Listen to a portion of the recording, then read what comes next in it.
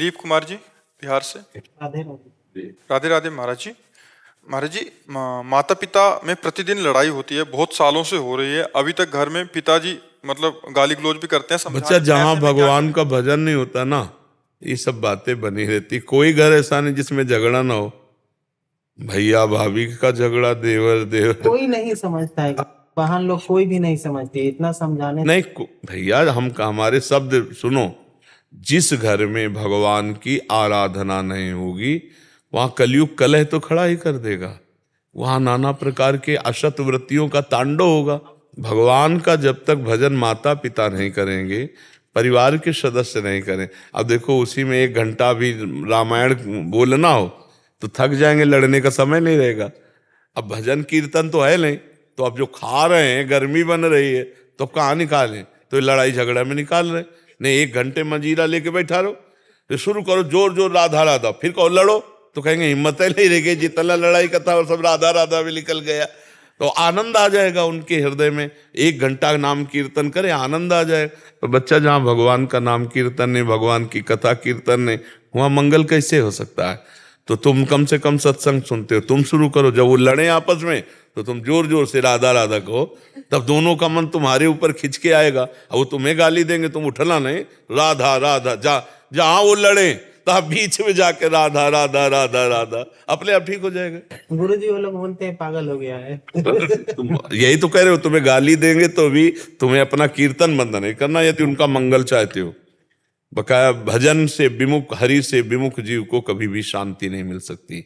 तब लग कुशल न जीव कहूँ, सपने हो मन विश्राम, जब लग भजत न राम कहूँ, शोक धाम तज काम। देखो तुम्हारे जैसे बच्चे जिसके हो गए, अब भी लड़ाई लड़ रहे हो। अरे अब तो वृद्धावस्था में भगवान नाम में डूबना चाहिए, भगवान के चिंतन में यहाँ से जाना है। पर नहीं, वो आसक्ति होती, बुढ़ा बुढ़ी लड़ाई लड़ते रहे हैं, और जब बहू आ जाती है तब फिर वो दूसरा तांडव शुरू हो जाता। मान लो तुम्हारी पत्नी वही हो रहा है, हो रहा है। हाँ, हाँ तो अब नमिता जी न्यू जर्सी से। राधे राधे महाराज जी। राधे राधे महाराज जी, आपके चरणों में कोटि कोटि प्रणाम। महाराज जी, मेरा प्रश्न है कि इष्ट धाम मंदिर और गुरुदेव की परिक्रमा क्यों लगाई जाती है? परिक्रमा की महिमा का वर्णन मेरे को कहीं मिला नहीं। प्रदक्षिणा भक्ति में 64 अंग है। 64 अंगों में भक्ति में एक प्रदक्षिणा अंग है। अपने गुरुदेव की प्रदक्षिणा, इष्ट की प्रदक्षिणा, इष्ट के धाम की प्रदक्षिणा। जैसे ब्रज 84 कोस की परिक्रमा है, बरसाने की परिक्रमा है, गिरिराज जी की परिक्रमा है, वृंदावन की परिक्रमा है, ऐसे बिहारी जी की 4 परिक्रमा है, राधा वल्लभ जी की 4 अपने गुरुदेव की कुटिया की 4 परिक्रमा। ये भक्ति का एक अंग है। इससे पैरों की सार्थकता है, हमारे पैरों की साधना है। भगवान के धाम की यात्रा करना, प्रदक्षिणा करना, ये हमारी भक्ति के 64 अंगों में एक अंग है प्रदक्षिणा। इसलिए किया ही जाता है, प्रदक्षिणा की जाती है। पूजा की पूर्णता प्रदक्षिणा से ही होती है। पूरी पूजा हो गई, 4 परिक्रमा ठाकुर की अपने साष्टांग दंडवत किए।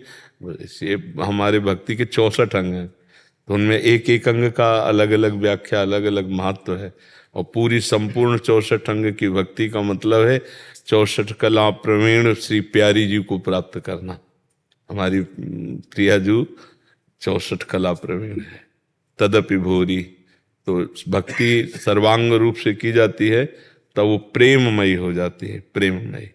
फिर ये बाहरी अंगों का ध्यान नहीं रहता कि परिक्रमा लगानी तभी पूजा पूरी होगी, फिर तो एक अलग स्थिति होती। पर प्रारंभिक भक्ति के लिए 64 अंग वर्णन किए गए हैं, इसलिए उसमें प्रदक्षिणा है।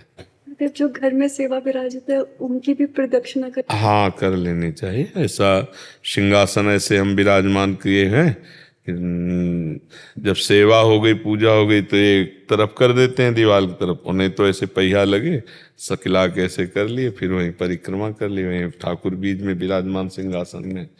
तो ना हो तो छोटी चौकी ऐसे विराजमान कर ले कि परिक्रमा करने को मिल जाए, और फिर प्रणाम कर ले, पूजा की पूर्णता हो जाती है। दीपेश जी। राधा वल्लभ श्री हरिवंश। राधा वल्लभ श्री हरिवंश महाराज जी। महाराज जी, अगर रसोई शुद्ध हो और रसोई बनाने वाला अवैष्णव हो तो क्या हम भोग लगाकर पा सकते हैं? अब ऐसी ही दशा है कि वैष्णव के हाथ का ही कहें तो बहुत ही कठिनता पड़ जाएगी। समय ऐसा है, नहीं तो शास्त्रीय आदेश तो यही है, अदीक्षित पुरुष के हाथ का पानी भी नहीं पिया जाता। जो हमारी वैष्णव पद्धति है उसमें जो दीक्षा लिए नहीं है उसके हाथ का पानी। चतुर्भुज दास जी तो उस गांव का पानी नहीं पीते थे, अगर वैष्णव नहीं उस गांव में तो गांव का पानी नहीं पीते थे, कि भगवान से विमुख ये गांव एक भी दीक्षा नहीं लिए है तो उस गांव का पानी नहीं पीते थे। पर अब युग धर्म के अनुसार इतना है कि यदि पवित्रता से पवित्र आहार मिल जाए तो अपने ठाकुर को भोग लगाकर जय जयकार करके पाले, नहीं तो असंभव सा है कि अब कहाँ वैष्णव घर मिलते हैं जिनमें भिक्षा मिले, बड़ा विचित्र है। देखो आजकल शराब तो ऐसे चल गई है कि मतलब जैसे मीठा शरबत आदि हर घर में स्वागत में ऐसे दिया जाता था ना, जैसे शरबत आदि बना के, तो अब स्वागत ही शराब का रह गया है। खाने के लिए अभक्ष्य पदार्थ और पीने के लिए अपेय पदार्थ। बहुत मुश्किल है कलयुग, इसीलिए कह रहे युग धर्म निषेध हो जाना चाहिए। हमारे ब्रज 84 कोश में कहीं भी ये ना बिकना चाहिए और ना किसी को पाना चाहिए। ये परम पावन भूमि प्रिया प्रीतम की क्रीड़ा भूमि है, लीला भूमि, भगवान की अवतार भूमि है, दिव्य लीलाएं हैं। पर इसीलिए कहते हैं कि अब इतना भर हो जाए कि भाई कोई पवित्रता से बना के भोजन दे दे, नहीं तो बड़ा मुश्किल है। अब भिक्षा मांगने में रुचि नहीं रह गई। जैसे पहले बड़े आदर से भिक्षा मांगते थे, गर्व पूर्वक भिक्षा मांगते थे, अब संशय है कि हम जिसके घर में ले रहे पता नहीं मांस बना है कि नहीं बना है, क्योंकि सब जगह मदिरा का प्रवेश हो रहा है, सब जगह अंडा आदि का प्रवेश हो, तो बुद्धि तो अब बहुत मुश्किल है कि पवित्र घर कौन है, कहाँ से पवित्र भिक्षा ली जाए। इसीलिए ये कि आकाश वृत्ति से जो आ जाए पवित्रता से बना के भोग लगाओ, भजन करो।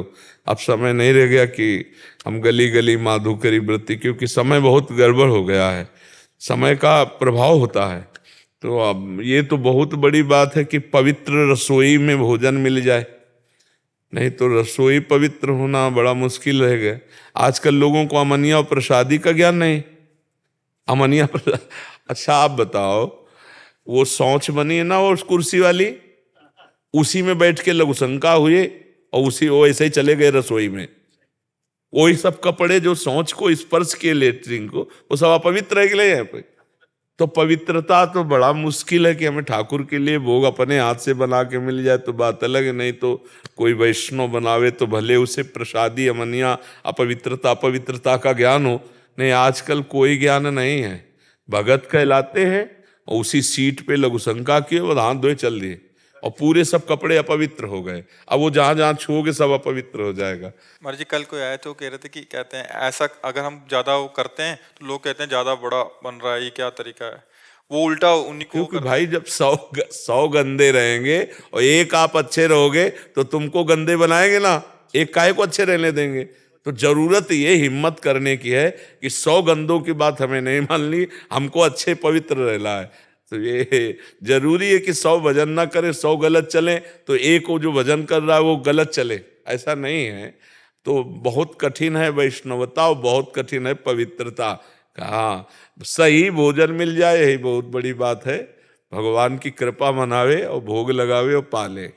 मेरे लाडले गुरुदेव, मेरा एक प्रश्न था जी। मेरे आप ही की कृपा से ये पता चला है कि मेरा स्वरूप का परम भोगी सेवा है, बस सेवा ही है, लेकिन मैं तो शारीरिक रूप से अक्षम हूँ सेवा करने के। जी, सबसे बड़ी सेवा आज्ञा समन सुसाहिब सेवा, अपने गुरुदेव की आज्ञा में रहना सबसे बड़ी सेवा है।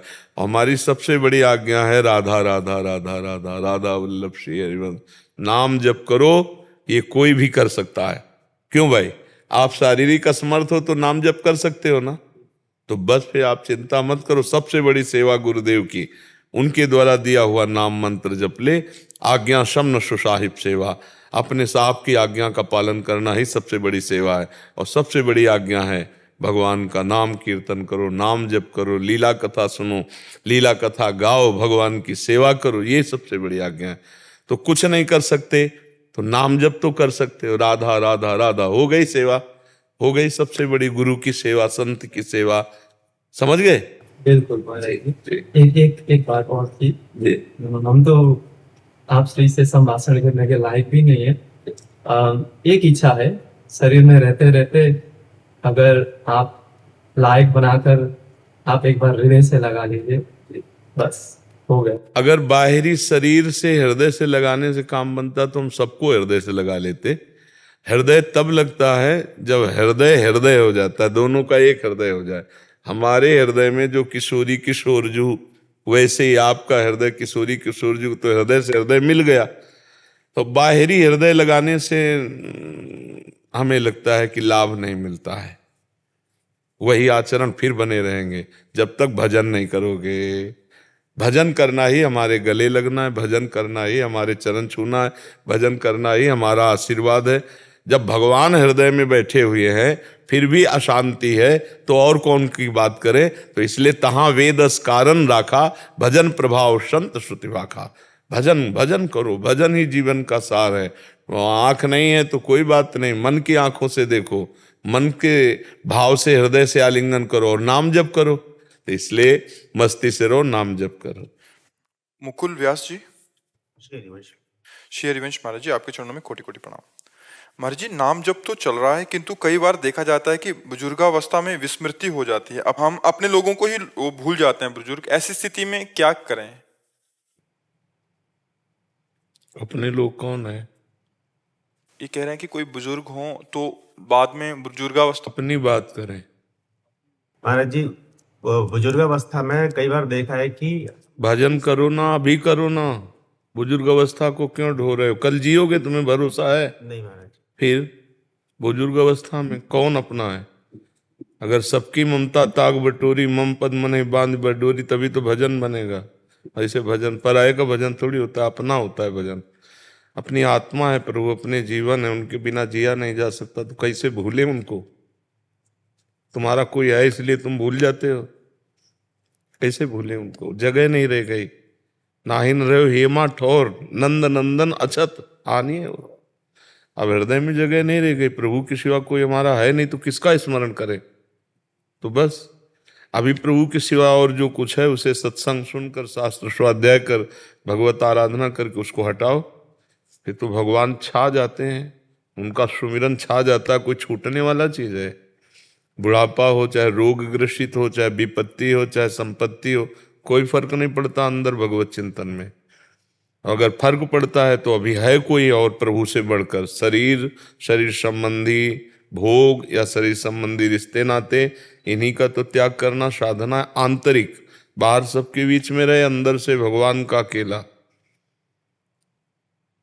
मेरे तो गिरधर गोपाल दूसरों। तो अब याद करूं तो किसको करूं, और भूलूं तो क्या भूलूं, क्या भूलूं? बस बात ये है ना।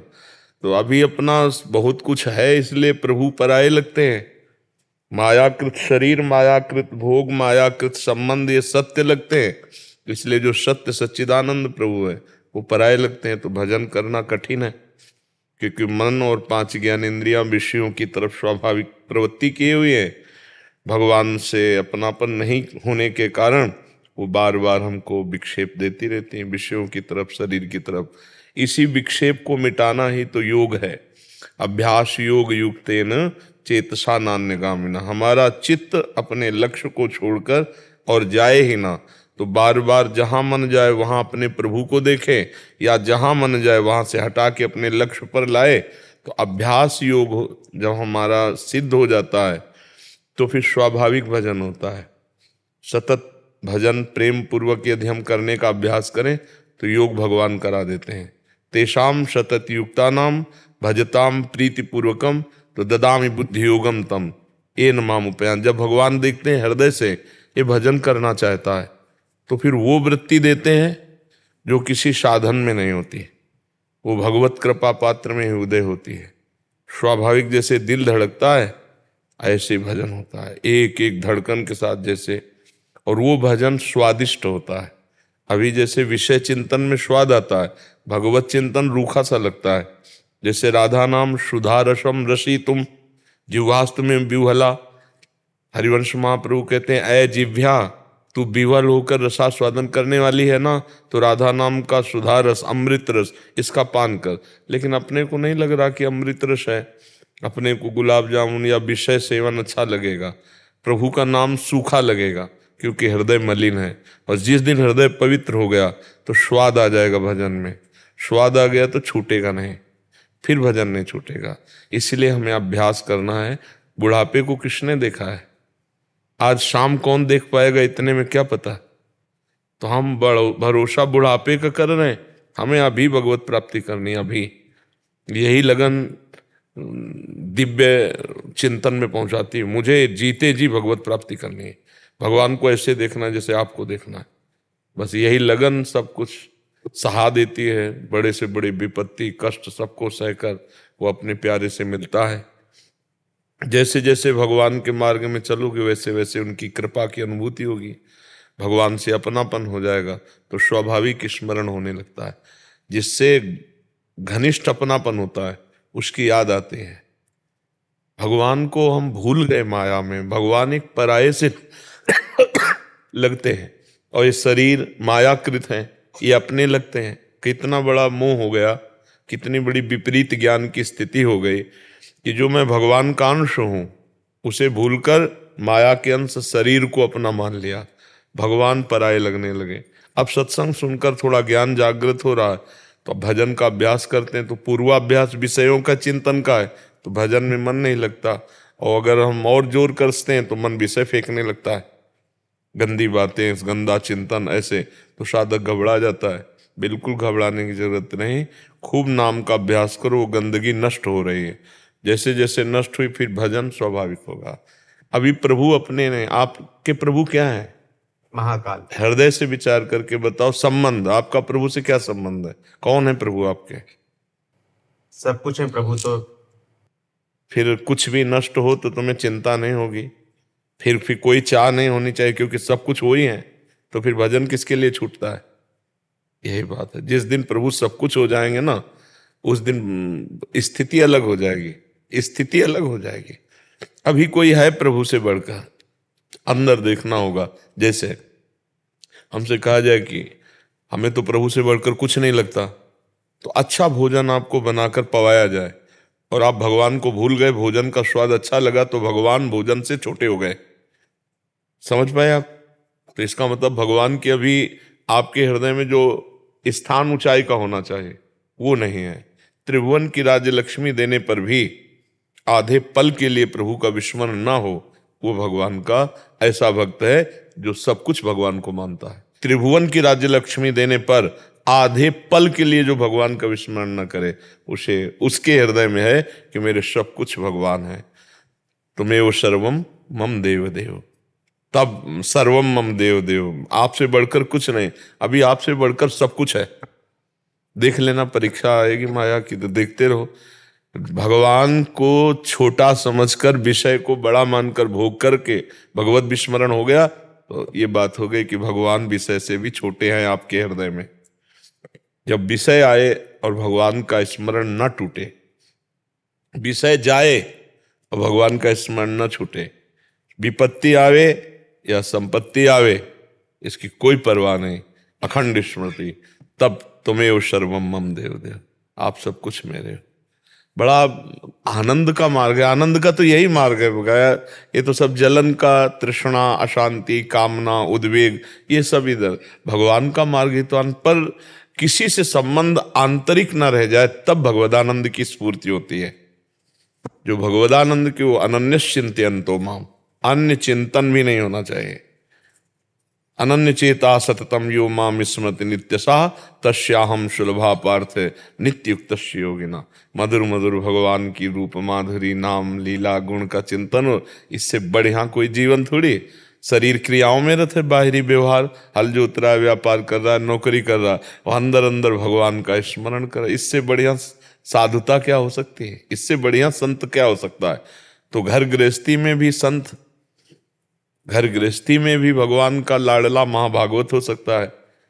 देखो गोपीजन घर गृहस्थी के ही कार्य करते हैं, लीपना पोतना, धान कूटना, पति पुत्र परिवार किसे, पर मुरारी पादार्पित चित्तवृत्ति, एक एक वृत्ति श्री कृष्ण में अर्पित है।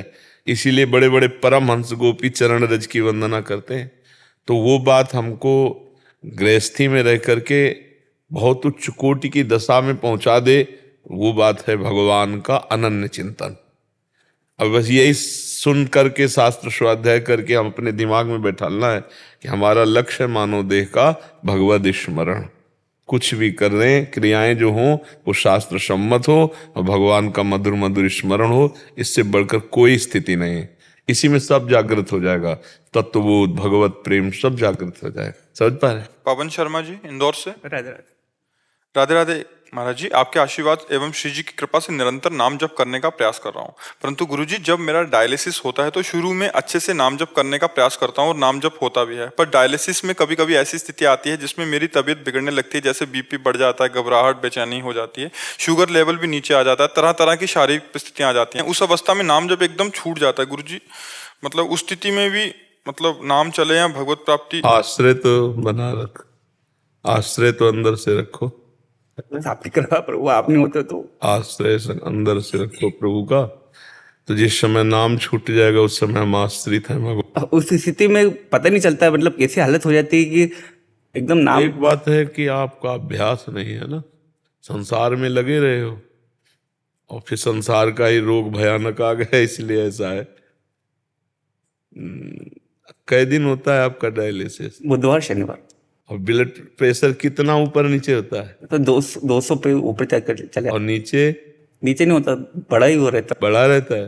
सर वो श्री जी मेरे को लेके जाती है डायलिसिस कराने, और श्री जी लेके आती है, तो बस फिर घर से मैं अकेले निकलता हूँ। तो चिंता क्यों करते हो? फिर चिंता मत करो, जब आप साथ देख रहे हो प्रभु को तो फिर चिंता क्या है? स्मरण नहीं है तो वो तो है हमारे। व्हील चेयर पाता है, कोई स्ट्रेचर पाता है, बस राधा रानी की कृपा से उसमें खुद ही जाता हूँ, गाड़ी चला के डायलिसिस का खुद ही घर। क्या रोग तुम्हारी किडनी में है? हाई ब्लड प्रेशर थे, पूरी दोनों हुई। हाई ब्लड प्रेशर के कारण की खराब हो गई। हाँ, प्रारब्ध भोग होता है, बस निश्चिंत रहो, नाम जप करते रहो। और तुम्हारा तो हफ्ते में 2 होता है। पहले 3 होता था, फिर जब से आप आए 2 पे आ गया हूँ मैं। हाँ, तो और भी सुधार हो सकता है। तुम प्रसन्न रहना सीखो, नाम जप करो, उचित आहार पाओ, स्वस्थ जो डॉक्टर कहें उसके अनुसार, और पानी आदि कम पीने को कहते हैं। पानी तो भी कभी पी रहा हूँ। अभी मेरा कल डायलिसिस था, कल तो मैं अभी यहाँ पे हूँ, अब मैं शरीर को कराऊंगा। हाँ ठीक है, अच्छे रहो, बस यहाँ पे आया हूँ। प्रसन्न रहो। प्रसन्नता सबसे बड़ा शरीर स्वस्थ होता है। आपको देख के प्रसन्न हुआ था गुरु। हाँ, अब हम तो प्रसन्न ही रहते हैं, हर समय प्रसन्न रहते हैं। किसी भी परिस्थिति में प्रसन्न रहना ये हमारा प्रेरणा मिली आप। हाँ, ये हमारा जीवन का लाभ है। जन्म से ही, गर्भ से ये पोलसिस्ट रोग है, पोलसिस्ट किडनी डिजीज जिसे कहते हैं, ये गर्भ से माँ के वंशानुगत आता है। ये हमारा कोई इन्फेक्शन का नहीं है, ये समय से बढ़ता हुआ चला गया। 35 वर्ष की अवस्था में प्रकाशित हो गया था, पर भगवान की कृपा से पराजित नहीं कर पाया अभी तक। अब आगे पराजित कर दे तो भगवान। अच्छा कर्म कर रहे थे, तभी आपका सानिध्य मिल गया, आपके प्रवचन मिल गए। नाम जप करो जी। शिवम शर्मा जी। महाराज जी आपके चरणों में कोटि कोटि प्रणाम। महाराज जी, इस संसार में रजोगुण और तमोगुण का प्रभाव सतोगुण से ज्यादा क्यों है, और इन तीनों गुणों से नहीं, सतोगुण से ज्यादा नहीं है, सतोगुण वाले कम है। रजोगुण तमोगुण की तरफ विशेष प्रवृत्ति खींचती है। जैसे भोगाकांक्षा जितनी भी, क्रियाकांक्षा जितनी भी, वो राजसिक। मूढ़ता, प्रमाद, क्रोध, हिंसा, निद्रा, ये सब तामसिक। तो इसमें इसके गाहक बहुत हैं। सतोगुण तो किसी बिरले में टिकता होगा, आता जरूर है, आया सतोगुण चला गया। टिकना तो सतोगुण भगवान का स्मरण कराने वाला, दया आदि दिव्य सद्गुणों से युक्त, भगवत प्राप्ति के मार्ग में बड़ा सहयोगी सतोगुण। तो कहाँ भगवत प्राप्ति के मार्ग में कोई बिरला ही चलना चाहता है? तो जो चलना चाहता है वही सतोगुणी है, और जो सतोगुणी वही चलना चाहेगा। तो रजतम तो संसार में ही फंसाने वाले हैं। तो इसलिए रजोगुण तमोगुण की बहुत अधिकता है। क्योंकि जैसे हीरे की अंगूठी असली हीरे की पहनने वाले कम होंगे, लेकिन नकली हीरे की दिखावटी बहुत हो जाएंगे। तो ये तो स्वाभाविक प्रकृति का आकर्षण ऐसा है कि सत्य की तरफ चलना कोई 1-2, और असत्य में टोटल सब चल रहे हैं, सब चल ही रहे ना। तो ऐसे सत मार्ग है सतोगुण से। तो रजोगुण तमोगुण असत मार्ग की तरफ सभी चल रहे हैं, कोई बिरला सतोगुण में चल रहा है। आहार सात्विक, पहनना वस्त्र पोशाक सात्विक, पीना जल आदि सात्विक, शास्त्र सात्विक, आचरण सात्विक, तब वो टिकेगा सतोगुण। नहीं आता तो सब में है, 3 गुणों का चक्र चल रहा है तो आता सब में, पर ये ऐसे चला गया। उसको रोक पाना, अधिक समय सतोगुण में रहना, ये कोई बिरला ही। तो भगवान की माया का ऐसा खेल ही है कि असत, देखो कि भगवत धामों में तीर्थों में भी जा करके घोर पापाचरण की प्रवृत्ति करना, तो ये ऐसे बहुत लोग मिलेंगे।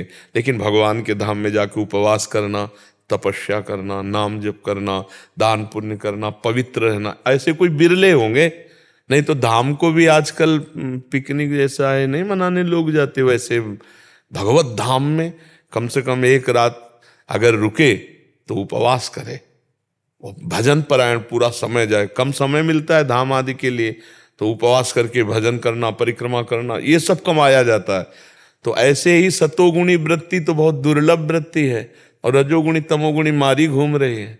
नकली आभूषण 10-5 हजार के ढेर सारे ले आओ, तो असली कौन पहनना चाहेगा? कोई बिरला धनी।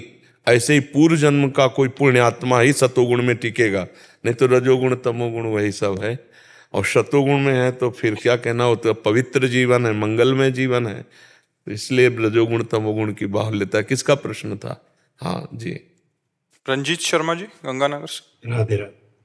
राधे राधे गुरुदेव, आपके चरणों में कोटि कोटि प्रणाम। गुरुदेव महाराज जी, आप कह रहे हैं कि आप एक शिक्षा संस्थान चलाते हैं जिसमें बहुत सारे बच्चे जुड़े हुए हैं, और महाराज जी पिछले 1.5 वर्ष से आपके अमृत में वचन लगातार सुनने का सौभाग्य प्राप्त हुआ। गुरुदेव, आपके अमृत में वचनों का वाचन निरंतर स्कूल में बच्चों के बीच में भी करते रहते हैं, जिनका सकारात्मक प्रभाव भी दिखाई देता है। बहुत से बच्चे एक सही मार्ग पे चलने का प्रयास कर रहे हैं, जिससे सुखद अनुभूति भी होती है हमें। इस हेतु जो इनका संस्थान है आपका ऋणी रहेगा। महाराज जी ये कह रहे हैं कि क्या इस तरह शिक्षा सेवा कार्य करते करते हमें भगवत प्राप्ति हो जाएगी? हाँ। बार बार मन करता है कि सब कुछ छोड़ के नहीं, छोड़ने की जरूरत नहीं है, भगवान को समर्पित करने की जरूरत है।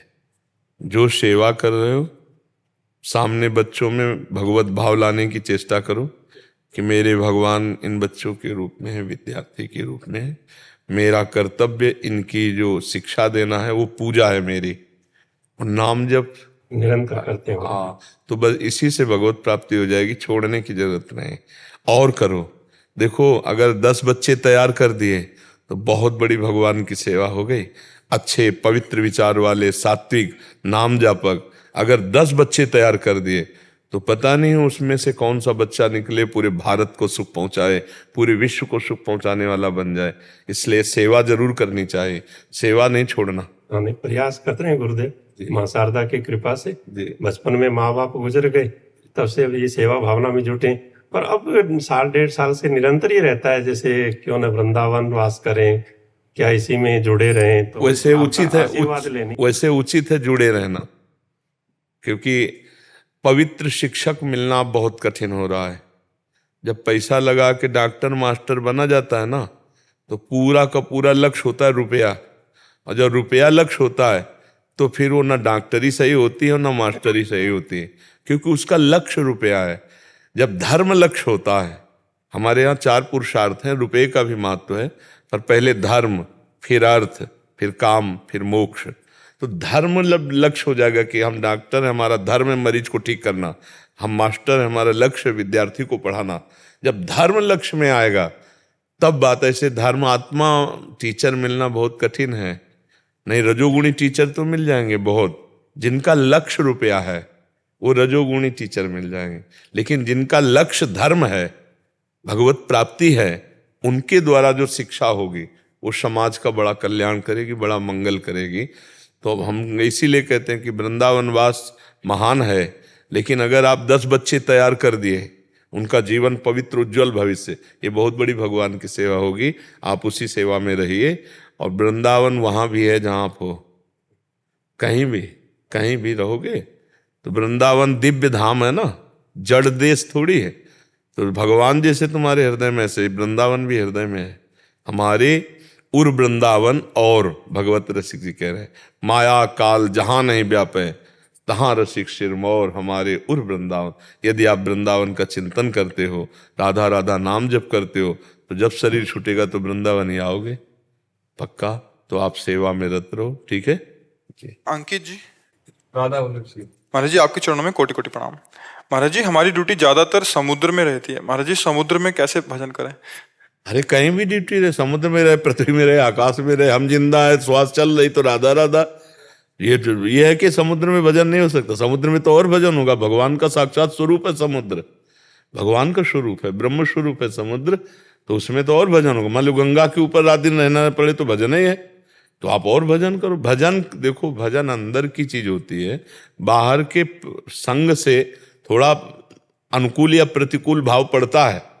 जैसे मान लो 4 भगत मिल जाए तो भजन में उन्नति होगी, और 4 अभक्त मिल जाए तो बड़ी अंदर से लड़ाई लड़नी पड़ेगी। ये तो हो सकता है, लेकिन असंभव नहीं है कि हम समुद्र में भजन नहीं कर सकते, या पृथ्वी में नहीं कर सकते, या वायु में नहीं कर सकते।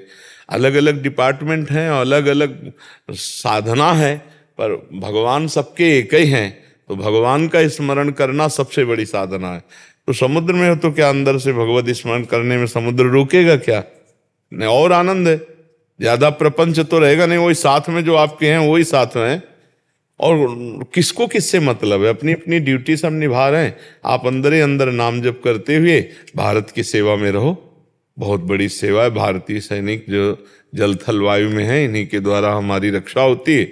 आज हम जो भजन स्वतंत्र रूप से कर रहे हैं तो आप सबकी सुरक्षा में कर रहे हैं। अगर बॉर्डर पे सुरक्षा ना हो तो आतंक हमें भजन न करने दे। जो दुष्ट स्वभाव के लोग हैं वो हम जितने भी नहीं शांति से रह पाएंगे। मान लो हम सुना कि वहाँ एक हमारा भारत का जवान आतंकवादी ने मार दिया, तो ये थोड़ी कि यार हृदय जलता है, यार देश की रक्षा में एक जवान शहीद हुआ, ये दुष्ट कुछ लेना ना देना, बेमतलब अपने प्राण गंवा रहे और 4 को और मार रहे हैं। इनकी बुद्धि को जो है विपरीत कर दिया गया है, तो विपरीत चिंतन कर। तो अब आप सोचो, अगर वहां तुम ना लगो और वो अंदर आ जाए तो लाखों को मारेंगे। इसलिए शासन में जो सेना है ये बहुत पवित्र कार्य है। इसमें जो प्राण बलिदान है सीधे स्वर्ग जाएगा, अगर नाम जप कर रहा है तो भगवत प्राप्त हो जाएगा। तो बढ़िया है, समुद्र में रहकर खूब भजन करो, कोई परेशानी नहीं। क्यों? तो वहां पे जब करते हैं नाम जप नीचे, तो वो सभी हैं, वो तो इसमें नहीं है। नहीं, नाम जप का देखो, अब कौन जाने हम क्या कर रहे हैं, भजन कर रहे हैं कि संसार का चिंतन कर रहे हैं कि प्रभु कर रहे हैं। भजन गुप्त करना चाहिए, फिर 4 आपकी हंसी उड़ाएंगे। मान लो आप बैठ के राधा राधा राधा करोगे तो आपकी हंसी उड़ाएंगे। 4 के बीच में बैठे हैं, पैंट शर्ट पहने हुए, बिल्कुल संसारी बने हुए, वो अंदर से राधा राधा जप रहे। जो वो बात किया तो बात कर लिया, किसी को समझने नहीं दिया कि हम भगवान में हैं। वही भक्ति उत्तम होती है। जहाँ जैसा माहौल हो उसके अनुसार भक्ति का अपना छुपाना या प्रकाशित करना। जहाँ भक्तों की सभा है वहाँ प्रकाशित कर दिया, जहाँ भक्त लोग वहाँ छुपा लिया। देखो विभीषण जी लंका में रह के भक्ति कर रहे थे, वो बड़ी सुंदर भक्ति की। भगवान ने कहा तुम सारीखे संत प्रिय मोरे, तो आप समुद्र में रह करके बढ़िया भक्ति कर सकते हो। ठीक है पूजा जी। राधे राधे महाराज जी, आपके चरणों में कोटि कोटि प्रणाम। महाराज जी विवाहित जीवन में स्वतंत्रता कितना आवश्यक है? आजकल सब स्वतंत्र, हम तो केवल इतनी बात जानते हैं कि शास्त्र, गुरु, कानून, समाज, इसके परतंत्र रहने से आप सदैव सुखी रहेंगे, और इनसे स्वतंत्र होंगे तो आप नष्ट हो जाएंगे। शास्त्र आज्ञा ना मानना, कानून ना मानना, समाज की धर्म व्यवस्था ना मानना, संतों की बात ना मानना, ये स्वतंत्रता नरक ले जाएगी। आज जो स्वतंत्रता बढ़ती जा रही उसका आप परिणाम देख रहे हैं कि जो बच्चियां, बॉयफ्रेंड गर्लफ्रेंड ब्रेकअप, फिर ऐसा वही ब्याह हो जाने पर एक पति में नहीं रुक पा रहे हैं, एक पत्नी में नहीं रुक पा रहे हैं। वो अपनी गंदी आदतों के कारण गृहस्थी का जो संबंध बड़ा कड़ुआ होता चला जाए। फिर या तो गुस्सैल स्वभाव हो तो मारपीट करे, नहीं तो बाद में फिर वो संबंध विच्छेद कर ले, क्या आप जीवन रह गया। बच्चे हो जाने पर भी वो अपने बच्चों का और पति का त्याग करके दूसरे पुरुष से या दूसरे स्त्री से कितनी घटनाएं हो रही। इसका कारण है स्वतंत्रता।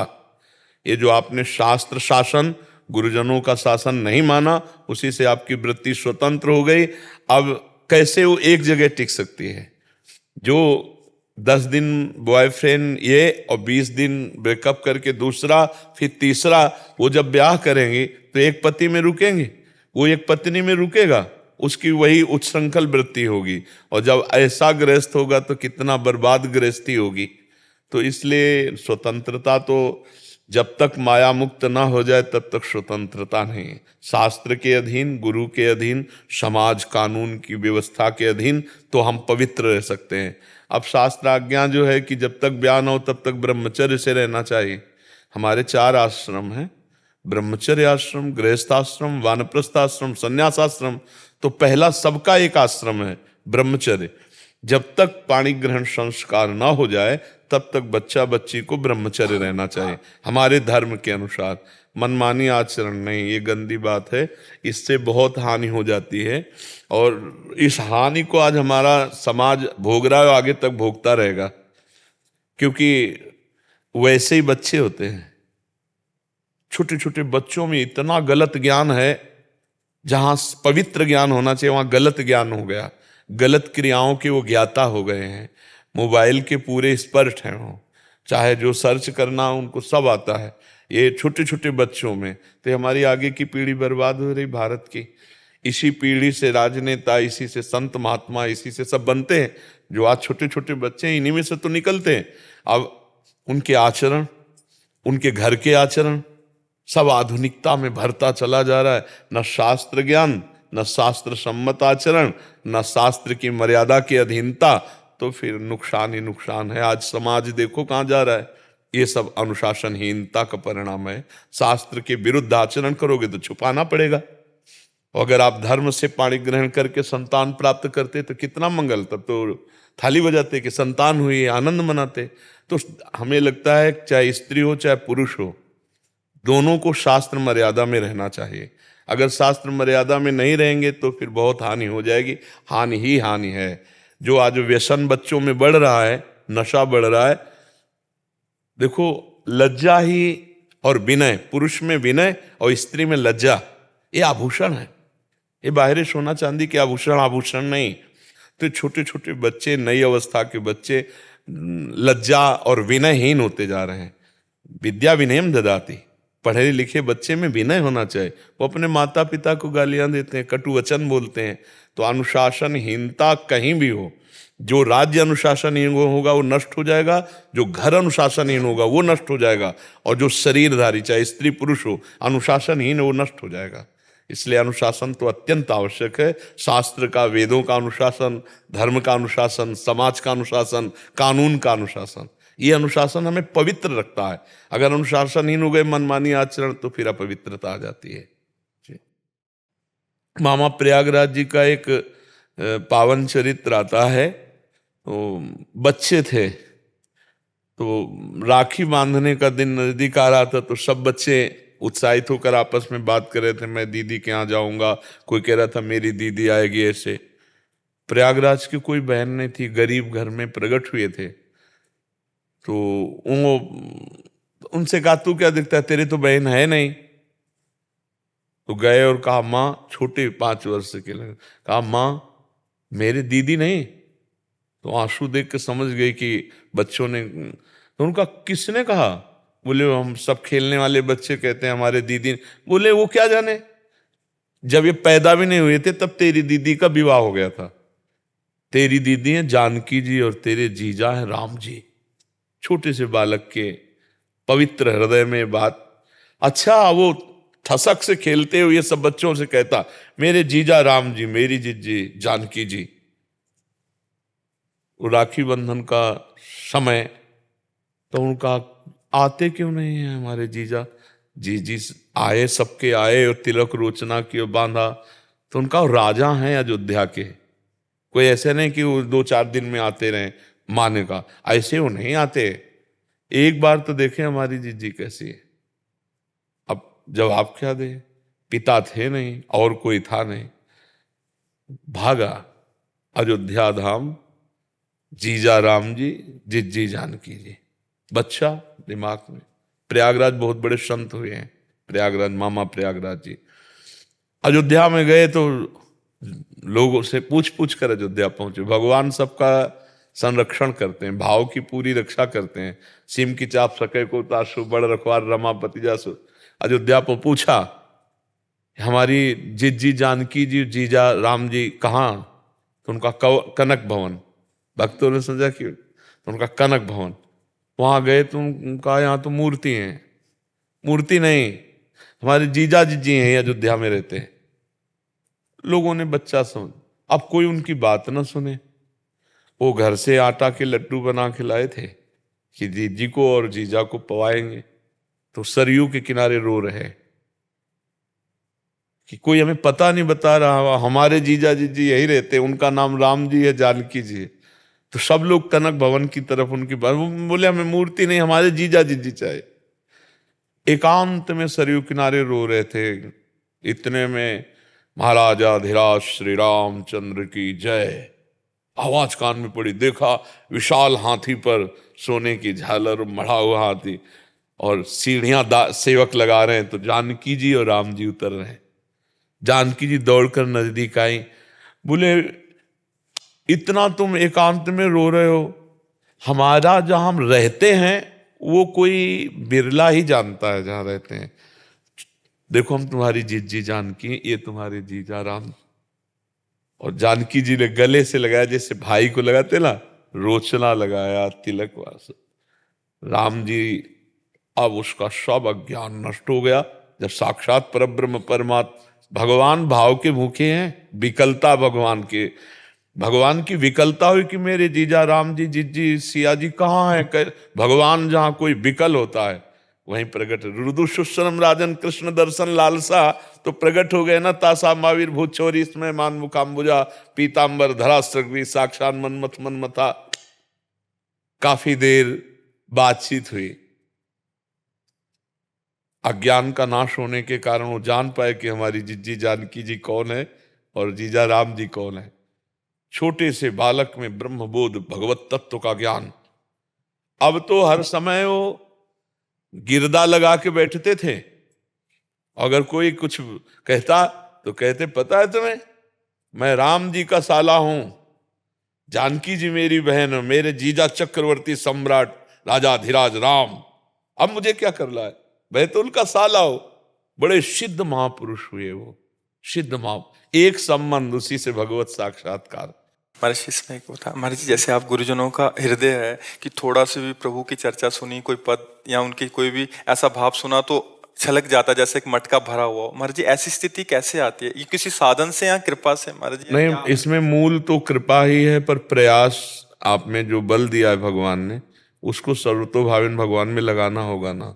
जो हम वाणी को प्रपंच में बोलते हैं उसमें हम भगवत गुणानुवाद करें, भगवान नाम कीर्तन करें। जो शरीर से असत क्रियाएं उनका त्याग करके सत क्रियाएं करें, भगवद आश्रित रहे, तो भगवान कृपा करते हैं। जब वो कृपा करते हैं तो एक संबंध बन जाता है, एक संबंध बन जाता है हृदय से। प्रभु मेरे मित्र हैं, या प्रभु मेरे स्वामी हैं, या प्रभु का मैं दास, में प्रभु हमारे पति हैं, प्रीतम हैं, प्रभु हमारे सखा हैं, जैसे दोस्त, प्रभु हमारे पुत्र हैं। एक कोई संबंध दृढ़ प्रभु से हो जाए तो दशा बदल जाएगी। उसी संबंध का बार बार, जैसे अपने प्रिय दोस्त का कोई बड़ा आदमी आपसे हाथ मिला ले, बहुत पदाधिकारी हो धनी, तो आपको दिन भर फूलन रहेगी, नहीं फूलन रहे यार, आज तो अमुक अपने हाथ मिलाया और कहा कि कभी भी कुछ जरूरत पड़े, यार अब तो हम निहाल हो गए। एक मृत्यु लोक का वो कभी दोबारा फोन न करे। और भगवान कह रहे हैं योगक्षेमम वहाम्यहम अनन्यस चिंतन, तो तुम केवल मेरा चिंतन करो, पूरा ठेका लेता हूँ योगक्षेम का। तो वो तो वास्तविक पूरा ठेका ले सकते, दूसरा कोई ले ही नहीं सकता। हमको निर्भय हो जाना चाहिए।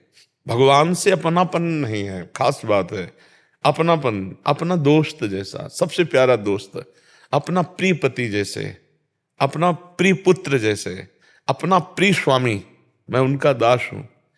जो भी भाव, एक भाव कोई, इसे हमारे भक्ति भाव में शांत, दास्य, सख्य, वात्सल्य, कांता, गोपी, जो कांता भाव और सहचरी, तो ये भाव से भगवान का रसास्वादन किया गया है। देखो कितना सुख मिलेगा जब लगेगा इतने महान भगवान हमारे दोस्त हैं यार, इतने भगवान महान हैं जिनके सुदर्शन आदि चक्र सेवा में रहते हैं। नंद सुनंद जय विजय पार्षद, एक पार्षद सांप के वश अवतीर्ण हुआ, हिला के रख दिया ब्रह्मांड को पूरे। रावण, कुंभकर्ण, हिरणाक्ष, हिरण्यकश्यप, शिशुपाल, दंतवक, इनके ऐसे अनंत पार्षद हैं। वो प्रभु मेरे यार हैं, वो श्री कृष्ण मेरे मित्र हैं। अब बस यही बात, और जब कभी कृपा हुई और सामने उनकी छवि, तो क्या होगा? बस रोने किसी और कुछ थोड़ी होता है। एक आनंद की एक ऐसी उमंग, सहा नहीं जा रहा, बस सहा नहीं जा रहा। ये दुख नहीं है, ये सहा नहीं जा रहा ऐसा आनंद। जैसे अभी एसी चल रही तो आपको सहा जा रहा है, और बर्फ पे लिटा दिया जाए तो है तो ठंडा ही, लेकिन असहनीय, तो आप विकल हो जाएंगे। तो आनंद की असहनीय दशा, तभी मीरा जी कहती, जो मैं ऐसा जानती, प्रीति किए दुख होए, नगर ढिंढोरा पीटती अजी प्रीति ल करियो को। ये आनंद की अत्यधिक विवश आनंद स्थिति, जैसे हमारे दिल के सहने की थोड़ी सामर्थ्य है। भगवान आनंद समुद्र हैं, जब वो आनंद की तो चिल्ला चिल्ला के रोने का मन होता है, पर वो आनंदमय होता है। वो ऐसा नहीं होता कि कोई परेशानी वाला हो। ब्रह्मा को भी वो सुख नहीं प्राप्त है जो एक महाभागवत को सुख प्राप्त है, भगवान की याद में अश्रु प्रवाह करते हुए जो कपोलों को भिंगोता रहता है, गदगद कंठ भगवान को पुकार, अरे सातरति सातरति सा लोकांतारयति मम भक्ति युक्तो भुवनम पुनातो। मेरा भक्त पूरे लोक के लोक को पावन कर सकता है। तो ये तभी होता है जब भगवान से अपना घनिष्ठ संबंध हो, कोई एक संबंध हो। सर्व तो है ही है वो हमारे, पर कोई एक घनिष्ठ संबंध होना चाहिए। प्रभु से अंतर से एक अपनापन होना चाहिए, वो बहुत जोर का होना चाहिए कि उसके सिवा कोई नहीं। हमारे लाला तो फिर लाला, दोस्त तो दोस्त। वैसे तो सब कुछ है ही, सब भक्त के सब कुछ वही है, पर एक प्रधान होता है, दासत्व तो फिर स्वामी। हमारे इतने महान स्वामी, हम किसके आगे हाथ फैलाए? तभी गोस्वामी जी कहते, बने तो रघुबर ते बने, बिगड़े तो भरपूर, तुलसी औरन ते बने, ता बनिवे पे धूरित। अपने इतने बड़े स्वामी, अब इनसे न बनेगी तो और किससे बनेगी? इनके समान कोई नहीं, फिर इनसे बड़ा क्या? तो बस हमारे स्वामी, हमारे दोस्त, हमारे प्रीतम, कोई एक भाव रख ले भगवान से तो परम मंगल हो जाता है। और फिर उसी में विकलता आती है, यार हमारे भगवान दोस्त हैं। दशरथ जी को जब सुनाया दासी ने, पुत्र हुआ महाराज की जय हो, जाकर नाम सुनत शुभ होई, मोरे गृह आवा प्रभु सोई, परमानंद पूरी मन राजा। सुनते ही परमानंद स्थिति, जिसका नाम श्रवण करके संसार समुद्र से पार हुआ जाता है, वो स्वयं भगवान हमारे यहाँ पुत्र रूप में आए। परमानंद पूरी मन राजा, कहा बुलाए बजाओ, वाद्य यंत्र बजाओ। आज हमारे यहाँ परमानंद भगवान स्वयं आया, जाकर नाम सुनत शुभ होई, मोरे गृह आवा प्रभु सोई। तो संबंध, जिस संबंध में हम दृढ़ हो जाएं भगवान से, बस वही संबंध, तो भगवान वैसे ही अनुभव कराने लगते हैं। संबंध में बहुत सुख। हम भगवान से कोई अपना संबंध मान लें, कोई भी उतने कृपाल है कि तुम्हारे लाला बनने के लिए तैयार है, जगत के पिता तुम्हारे पुत्र बनने के लिए, कोई भी संबंध भगवान से, और भगवान संबंध का निर्वाह करते हैं। इसीलिए आचार्य प्रकट हुए भगवान के रूप में और सब संबंध दिए। जैसे जो भाव वाला है उसी भाव से आचार्य के मंत्र ले, अपनी उपासना करे। तो भगवान से अपनापन हो जाने पर उनकी सहज याद आती है, और जब अपनापन गाढ़ हो जाता है तब प्रेम हो जाता है। उसी प्रेम में फिर दशाएं बदलती हैं, अध्यात्म की भूमिकाएं जागती हैं, दिव्य भूमिकाएं। जी।